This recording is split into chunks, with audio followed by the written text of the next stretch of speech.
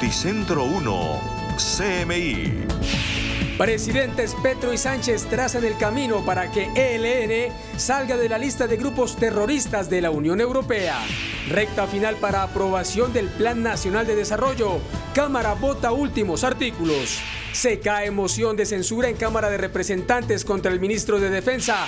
Alerta por vallas de disidencia de las FARC en el Caquetá. Estados Unidos niega ingreso a 3 exmilitares colombianos por violaciones de derechos humanos. Caen 4 bandas por hurto de viviendas en Bogotá. Con Bianca Gambino.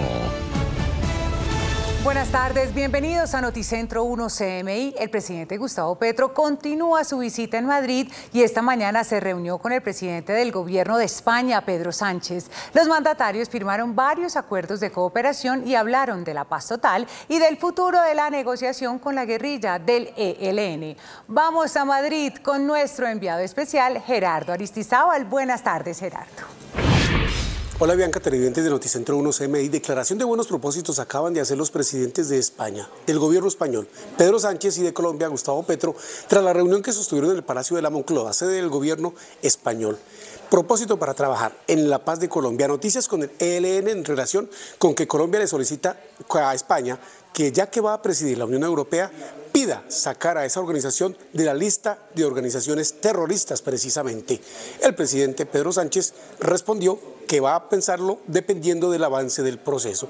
También noticias en relación de materia económica, cooperación en educación, por supuesto, para validar las pruebas saber entre ambos países. El señor Arias Gavino, dirigente histórico del ELN, a pesar de su enfermedad, regresa a vincularse a una tarea específica que es lograr la paz entre el ELN, el Estado y cualquier otra facción armada, y la recuperación política de esa organización que data del año 64. Y el gobierno español, que liderará Europa, pues estudiará la posibilidad, de acuerdo al avance de este ciclo, pues nos ayude a que pueda, si las cosas van bien, salir de las listas de terroristas que se elaboran por los países y adquirir otro estatus realmente político, manteniendo obviamente una negociación cada vez más segura hacia la dejación definitiva de la violencia.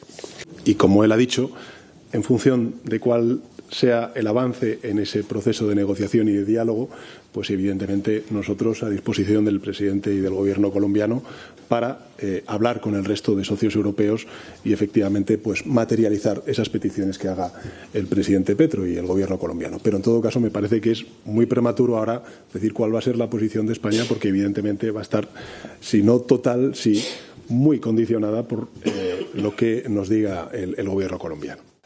El presidente Gustavo Petro sostuvo también una reunión con empresarios de España que le pidieron certidumbre jurídica para las inversiones, que en este momento alcanzan los 26.000 millones de euros en nuestro país.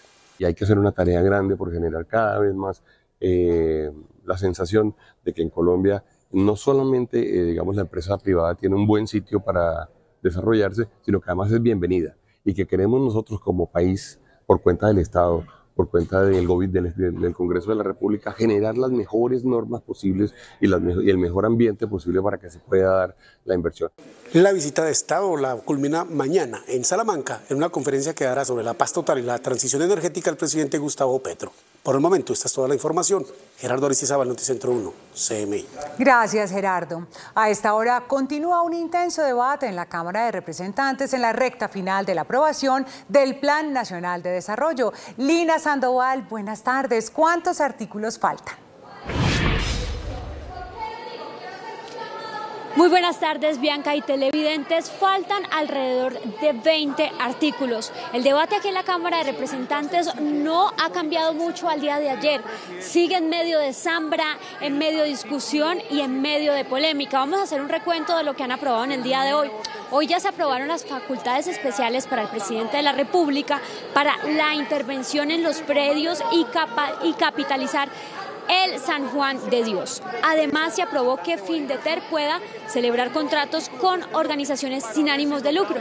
Y el debate ha tenido bastante polémica frente a un artículo que plantea la contratación estatal con organizaciones sin ánimo de lucro, con juntas de acción comunal, cosa que ya está en la ley, explica el ministro del Interior, Luis Fernando Velasco. Sin embargo, la nuez del asunto está, las críticas de la oposición están en que este artículo también plantea que el Estado pueda contratar directamente con personas naturales. Aquí la defensa del ministro del Interior frente a este artículo. No es una acción malévola ni electorera, no, es algo que existe en nuestra legislación. Hagamos el debate como se ha venido haciendo, sin necesidad de macartizar.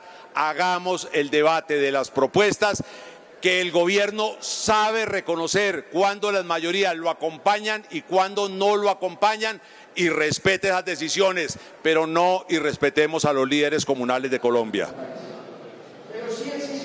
Finalmente, este artículo quedó aprobado de la siguiente manera: el Estado podrá contratar con organizaciones sin ánimo de lucro, con juntas de acción comunal, pero queda por fuera que el Estado pueda contratar con personas naturales. Vamos a otros temas aquí en la plenaria de la Cámara de Representantes, porque muy temprano en este día se votó la moción de censura contra el ministro de Defensa, Iván Velásquez.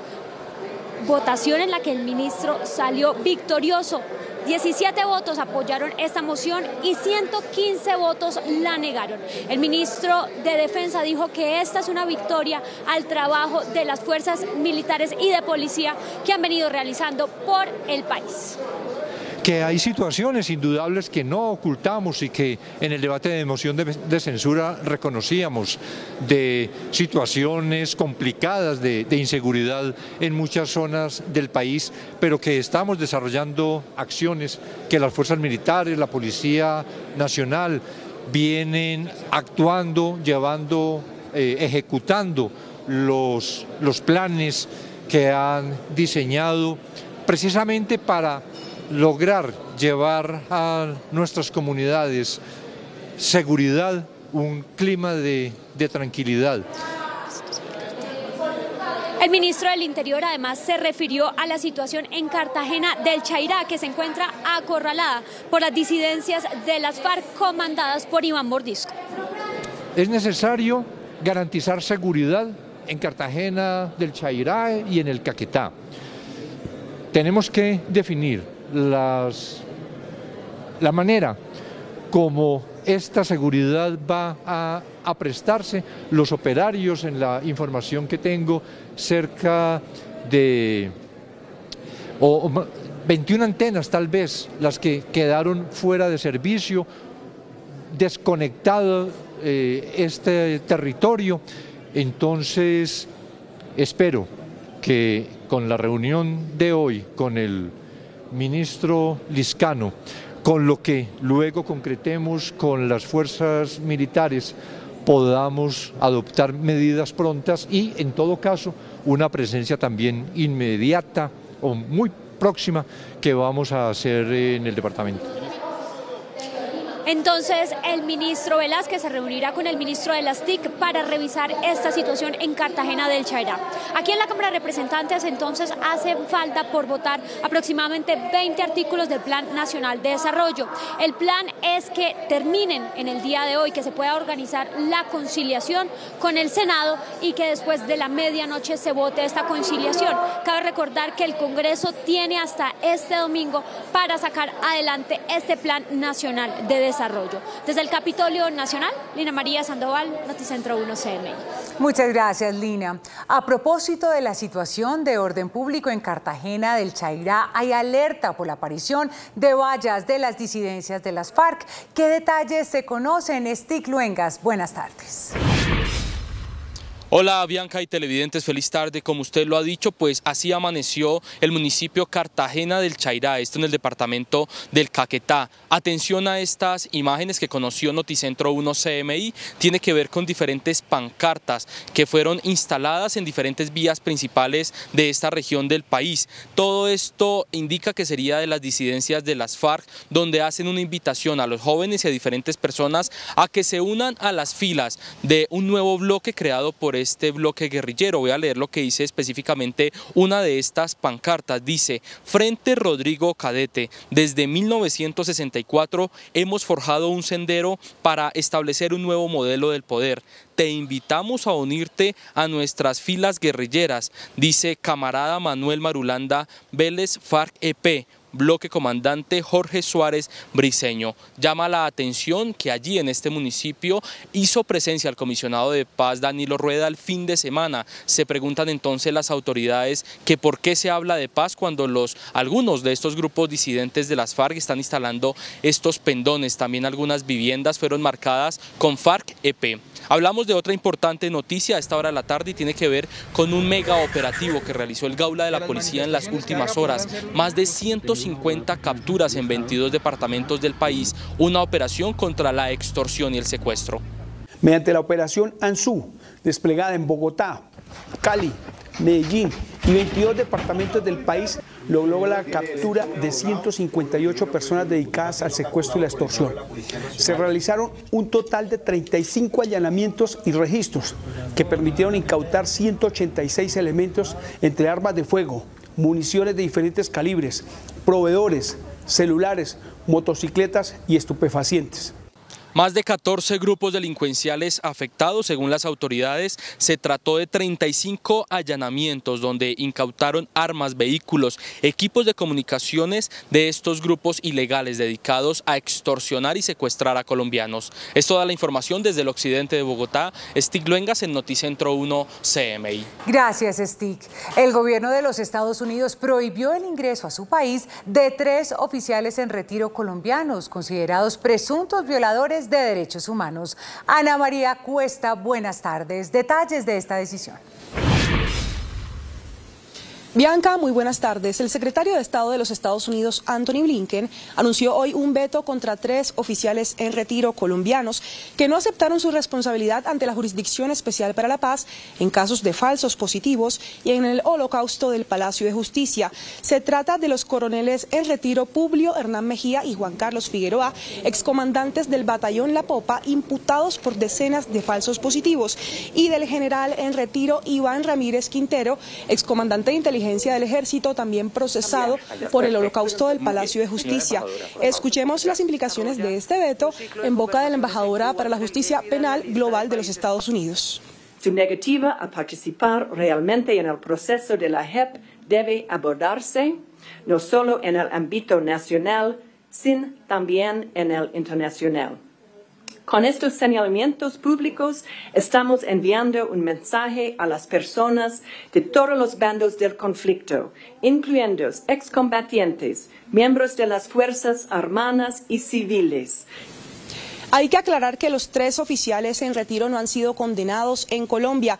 Afrontaron procesos en la justicia ordinaria, pidieron pista en la JEP y poco colaboraron. El secretario de Estado de los Estados Unidos advierte que son violadores de derechos humanos.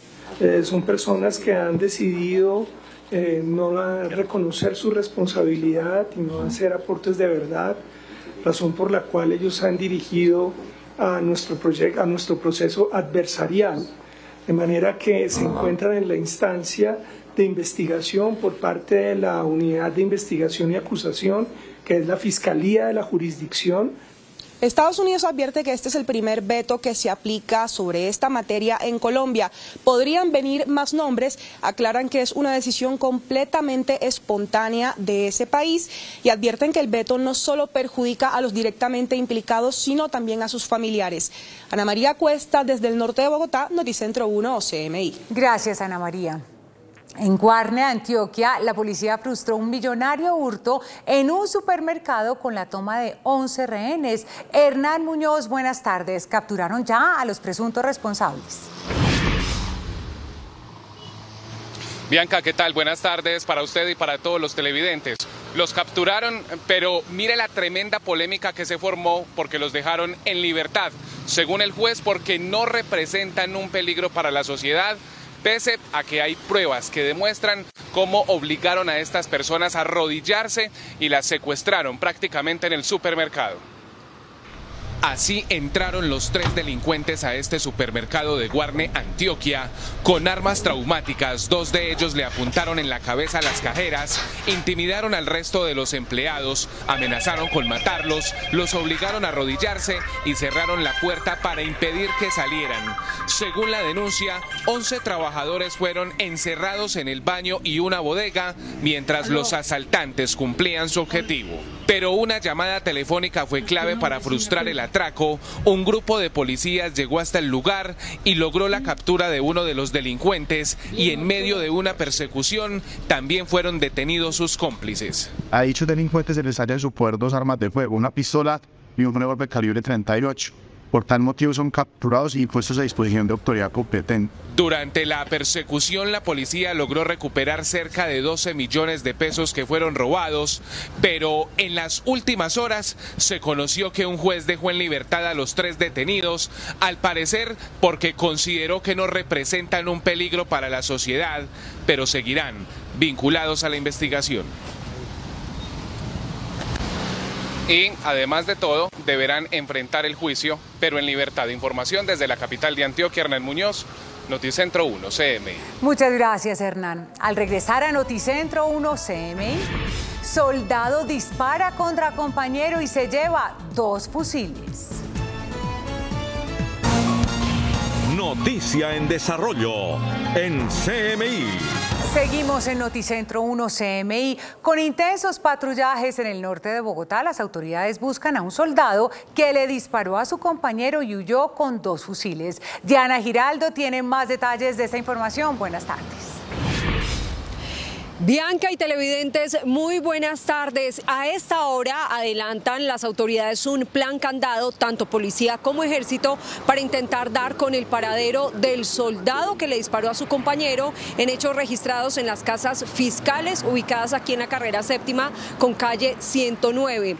Las autoridades entonces están adelantando patrullaje por toda esta zona del norte de Bogotá para intentar capturar a este soldado que no solo le disparó a su compañero, como les decía, sino que se llevó consigo las armas de dotación, su fusil y el de su compañero. Este soldado herido fue trasladado con signos vitales a una clínica de la zona, y a esta hora se adelantan las investigaciones por parte de la Brigada 13 para determinar qué fue lo que sucedió, si se trató de una riña, de un malentendido entre ambos soldados. Lo cierto es que uno de ellos se dio a la fuga, el otro está herido y están desaparecidas 2 armas de dotación, al parecer 2 fusiles. La Brigada 13 nos ha informado que está listando un comunicado para hacer claridades sobre este hecho. Nosotros estaremos muy atentos al desarrollo de esta información que se registra desde el norte de Bogotá. Diana Giraldo, Noticentro 1 CMI. Gracias, Diana. Continúan los operativos contra la delincuencia en el Valle del Cauca. Valentina Villegas, buenas tardes. ¿Qué lograron las autoridades?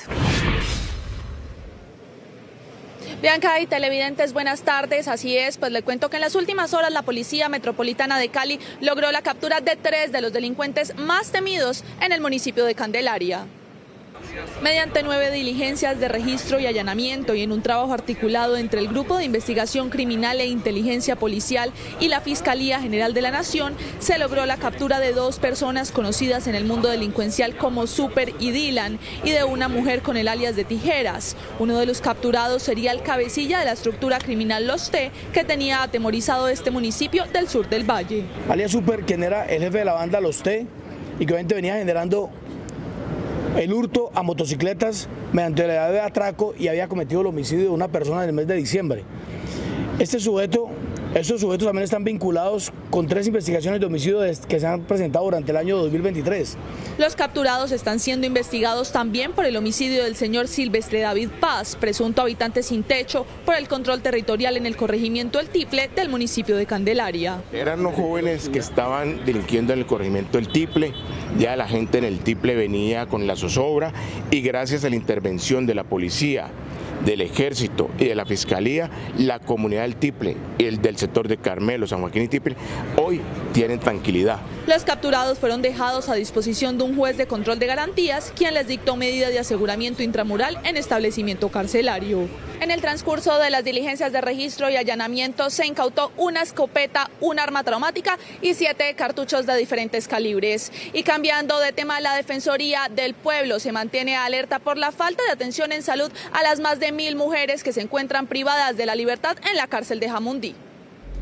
Tras 4 días en los que la Defensoría del Pueblo realizó una jornada de verificación de derechos en el Centro Penitenciario de Media y Alta Seguridad de Jamundí, se pudieron establecer las críticas condiciones que enfrentan 1013 mujeres que permanecen privadas de la libertad en este establecimiento y no tienen acceso a servicios médicos. Ciencia de medicamentos para los tratamientos de pacientes crónicas. No se realizan valoraciones médicas en proporción necesaria para el número de internas del centro penitenciario, ni cirugías pendientes. Incluso algunas mujeres llevan esperando más de un año para poder recibir los procedimientos. Dado este lamentable panorama, es indispensable que se tomen medidas de manera prioritaria que garanticen el goce efectivo de los derechos de estas mujeres privadas de la libertad. Es evidente que en el Centro Penitenciario de Mediana y Alta Seguridad de Jamundí existe una grave vulneración de los derechos. Por eso reitero mi llamado a las autoridades locales y a las autoridades penitenciarias y carcelarias a tomar las medidas necesarias para brindar las condiciones de dignidad a esta población privada de la libertad. En el centro carcelario se registraron también escasas oportunidades de trabajo, estudio y aprovechamiento del tiempo para la redención de penas de las privadas de la libertad. Bianca y televidentes, con esta información me despido desde la capital del Valle. Valentina Villegas, Noticentro 1. CMI. Muchas gracias, Valentina. 17 colegios en Girón Santander se quedan sin el programa de alimentación escolar porque la alcaldía no lo contrató. Ana Mercedes Ariza con los detalles. Buenas tardes. Bianca, televidentes, muy buenas tardes. Pues las denuncias de la comunidad es que por burocracia no se ha contratado el PAE. Vamos a preguntarle a la alcaldesa de este municipio, Yulia Rodríguez, quien nos atiende amablemente. Alcaldesa, ¿por qué no tienen PAE los estudiantes de su municipio? Buenas tardes. Bueno, muy buenas tardes. Hoy quiero contarles a todos los que están pendientes de nuestro municipio de Girón. Llego el 10 de marzo, me encuentro con unos procesos inconclusos, no hechos, otros procesos que tenía observaciones como es el proceso del PAE. Hicimos las correcciones respectivas para poder garantizar las observaciones que nos habían hecho. Los estudios previos prácticamente se revisaron, la minuta se organizó como lo estipula el ministerio y hoy el proceso está en bolsa. Todo tiene sus tiempos, hoy lo pueden evidenciar, ustedes lo pueden verificar de primera mano. Esperamos que en los próximos días ya sea adjudicado para el operador correspondiente. Pero entre tanto, ¿qué decirle a los padres, a los que denuncian que esto es por burocracia?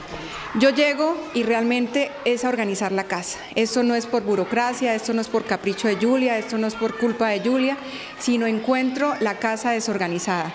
Y me ha tocado en estos 55 días adelantar los procesos a récord, corriendo con todos los funcionarios, con un buen equipo de trabajo para sacar adelante estos procesos porque nuestros niños son importantes para el municipio de Girón y eso lo sabían la administración anterior. Tenían que haber iniciado los procesos en el mes de enero o febrero para que hoy no estuviéramos sufriendo estos percances. Entonces hubo burocracia de alguna manera, ¿no? Pues contrataron personas para otras dependencias y no agilizaron los procesos para contratar el tema de vigilancia, el tema del aseo y el tema del PAE. Muchísimas gracias, alcaldesa. Hay que señalar que este municipio ha tenido alcalde entrante y saliente durante un solo periodo más de 6 oportunidades. Finalmente, quiero contarles que permanece recluido en el Hospital Internacional de Colombia. El ex candidato presidencial Rodolfo Hernández ha señalado en la clínica que aún no entregará un parte médico sobre qué lo llevó desde el día de ayer a permanecer internado en este centro asistencial. Después de algunos exámenes se conocerá si su familia ordena un parte médico y se establece si es una recaída de salud o es un chequeo rutinario. Es todo por el momento desde Bucaramanga para Noticentro 1. CMI informó Ana Mercedes Ariza. Feliz tarde para todos. Gracias, Ana Mercedes. En Bogotá desarticulan 4 bandas dedicadas al hurto de viviendas. Angélica Arango con el reporte. Buenas tardes.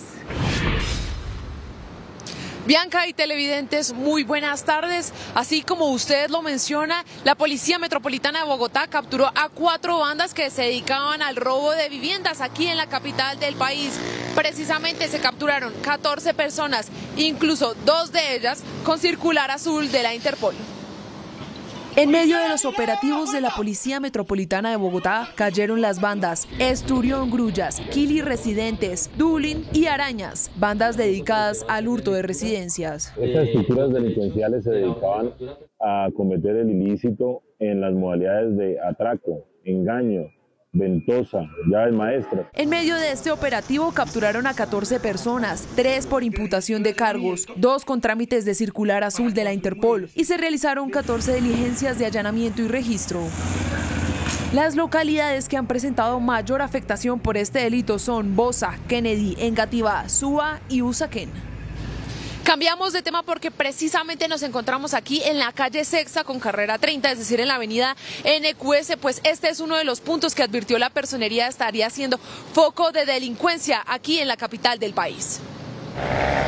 Más de 70 homicidios y 14.000 denuncias de hurto a personas se han presentado en el último año en La Sabana y Santa Isabel, de la localidad de Los Mártires y Ciudad Montes y zona industrial en Puente Aranda. El alto número de robo de autopartes de vehículos, consumo de sustancias psicoactivas y robos en el sistema de Transmilenio.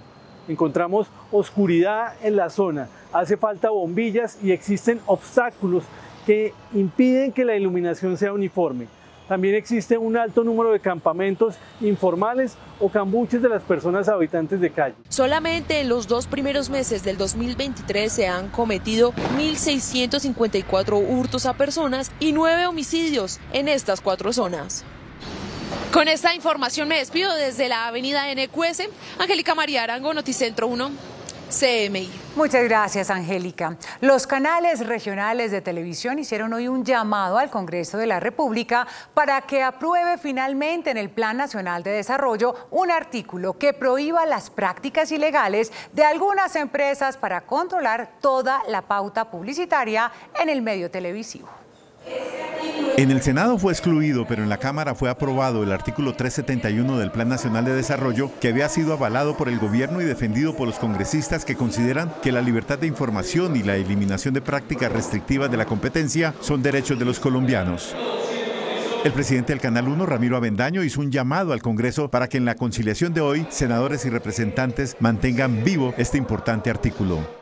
A ver, estamos hablando de un artículo que garantiza que los anunciantes son libres, que pueden anunciar donde quieran, en los canales regionales, en los canales de televisión abierta, en los canales comunitarios, en el que ellos decidan.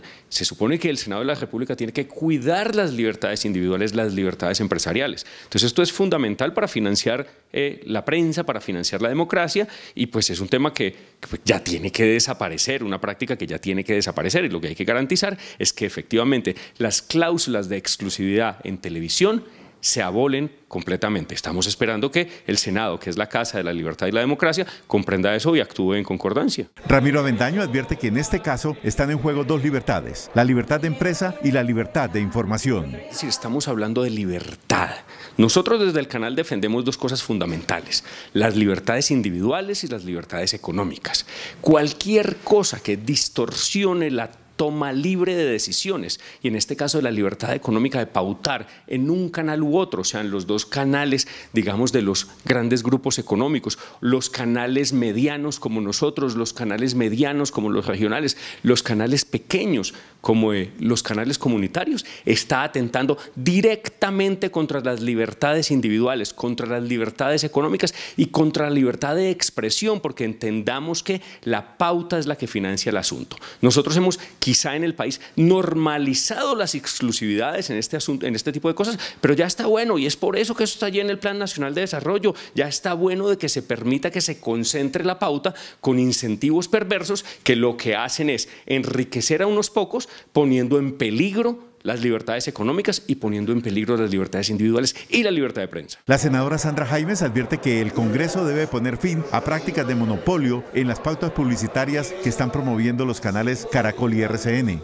Este artículo 371 que buscaba democratizar los medios de comunicación para todos aquellos canales emergentes, independientes, eliminando las cláusulas que obligan realmente a que se paute solamente con con unos canales dominantes. ¿Qué se buscaba? Que todas las empresas y los empresarios puedan pautar en todos los canales independientes y emergentes regionales, nuestros canales regionales que hoy necesitan y que se mantienen económicamente con la pauta publicitaria. Entonces era la eliminación de estas cláusulas de realmente que no permiten que se paute con otros canales. Esto es arbitrario, esto no es equitativo, es antidemocrático.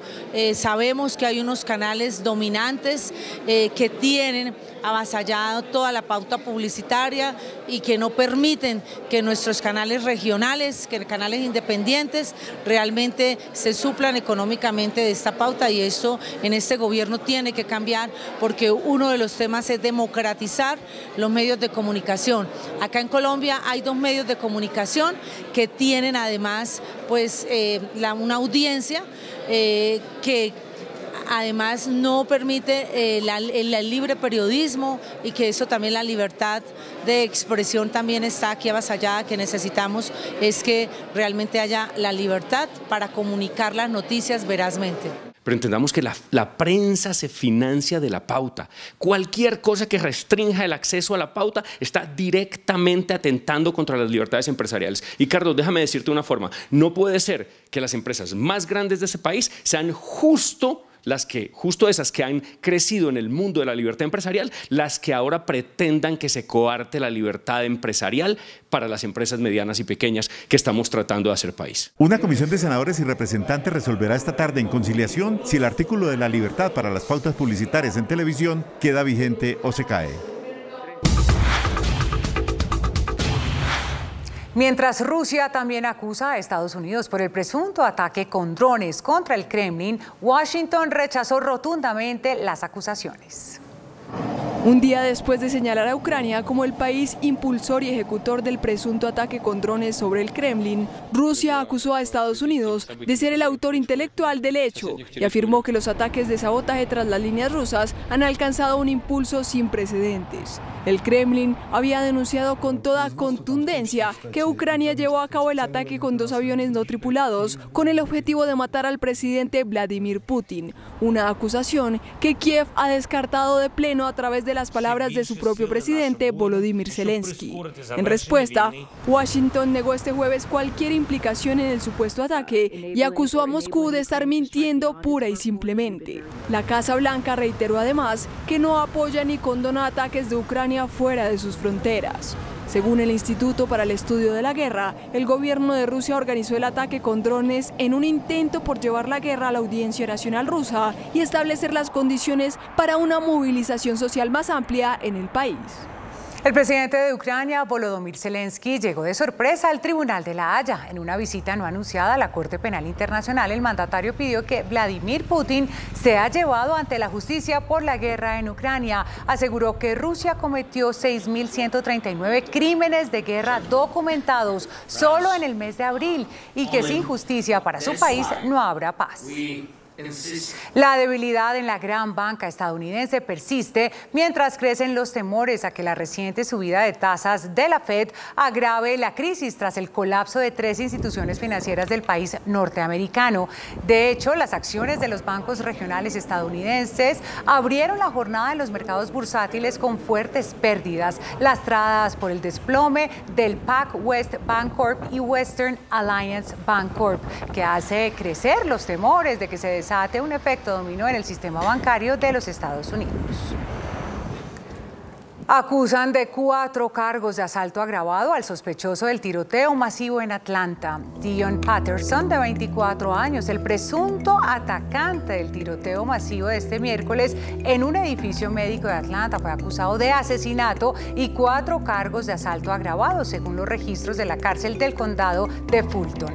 El tirador fue fichado después de llevar a la policía en una búsqueda de casi 8 horas. En gran parte del territorio nacional, los cambios bruscos de clima y las fuertes lluvias se han vuelto una constante, lo que a la vez incrementa el número de consultas pediátricas por infecciones respiratorias.